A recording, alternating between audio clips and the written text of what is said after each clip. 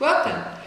Thank you for tuning in. I'm so excited to share a great topic with you today, international markets and financing opportunities for biofuels. This is a synopsis of a speech that I recently gave at the Advanced Biofuels Markets Conference in San Francisco in November of 2011. But it's a topic that we've been doing a lot of research on, and I'm really excited to share with you the great opportunities that we've discovered and some helpful tips to getting your projects financed abroad. What we want to talk about first is just the fact that Westar is an international financing company. We're a consulting firm that develops projects based around sustainable ecology, sustainable technology, and sustainable profitability. And these include international markets as well. Our services include planning, feasibility studies, and business plans, developing international marketing, offtake agreements, also feedstock agreements, and financing. And that's what we're going to talk about today. Some of those opportunities that we feel our firm can help you with, as well as special financing programs to fit your needs. The first project I'd really like to talk about is India. India is one of my favorite markets and a country that we're doing a lot of work in. I returned from India in June, and I'm planning to go back again in December. And I'm working with a partner who is from India and has a large presence in the agricultural industry. India has tons of different types of feedstocks, from corn husks, byproducts from sugar and sugarcane mills, banana plantation, maize stalks, and all kinds of fruits and vegetables. They have a culture of a next generation ethanol manufacturing, and they really get it as far as ethanol production is concerned. They also really get it around energy production, as it's a country of about 1.3 billion people, but only 2/3 of them have any form of electricity. So any type of electricity or fuel production is important as the country is growing leaps and bounds. There is still a lot of regulations that need to be created and some marketing opportunities that need to be developed. But India is also a great place to find equity because investors get it. And there's large pools of money. There is a lot of access to equity. And so that is another great place to go to find equity for your projects. Mexico is an interesting country, but one we're doing a lot of work in the Veracruz area. And what's interesting about Mexico is that although there's high security issues and other problems in Mexico, the country is actually fairly stable economically, and there is a wide abundance of feedstocks, including all type of sugarcane, corn stalks, agave. It's also good for algae production, and so there's a lot of opportunities in Mexico. There's also investment potential. A lot of Mexicans are trying to look for ways to invest in the United States and are moving to the United States.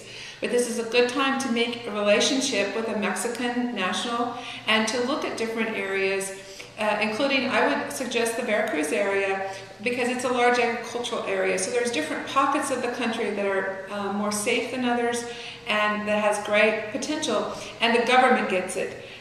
It's a great production country. Pemex is there. So there's a lot of production, a lot of offshore drilling for energy, but also renewable energy and jet fuel production. The European Union. This is an interesting take because I've spent time in both France and Italy this year, and there's tremendous development going on in the European Union, and they get it as far as greenhouse gas reduction, as far as renewable energy is concerned. And there are also lots of good laws in place for renewable energy as well as investment potential there. Australia, just last week it was announced that Australia passed a cap and trade bill. They're going to pay $23 a ton. They've created a $10 billion fund to loan money for anyone producing any type of renewable energy fuel. That goes for jet fuel. It's amazing because Australia uses 5% of the fuels that we do, but they use more jet fuel than we do. And so there's a lot of flying in Australia. There's also a lot of ships, maritime needs. So that's a really great place. There's tremendous incentives in place, and the government really gets it that they're going to have to help finance this industry on to move it forward. Some programs that we use to finance, one is the Export-Import Bank. We're doing a lot of work there getting some new technologies financed. That is a very favorable area, and it goes from the U.S. manufacturer here to a foreign buyer. So we can help you with those programs. Another one is the Overseas Private Investment Corporation. You can, if a U.S. company invests at least 25% into a foreign entity, say it's a manufacturing company, a real estate project, or any other form of project, there's a special program for under OPIC, and we work with OPIC quite often as well. We'd be glad to share with you some of that information. And then there's international financing agencies. The North American Development Bank, or NADBank, has a special program for financing 62 miles north of the border between the U.S. and Mexico and 180 miles south. And they just funded a $177 million solar facility. They're looking for renewable energy projects, so that's an exciting place to go. Also, the Asian Development Bank has financed most of the renewable energy development throughout Asia, especially Southeast Asia and India, as well as China. The Inter-American Development Bank funds in Latin America and South America, including Mexico. And then there's the Sustainable European Investment Bank.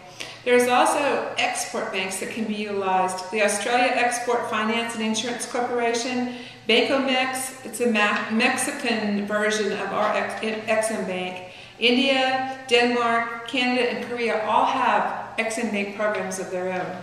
So we'd love for you to contact us. Please give me a call. We'd love to help you, and let's talk about this further. Give us a call at 214-320-0900, and have a great day.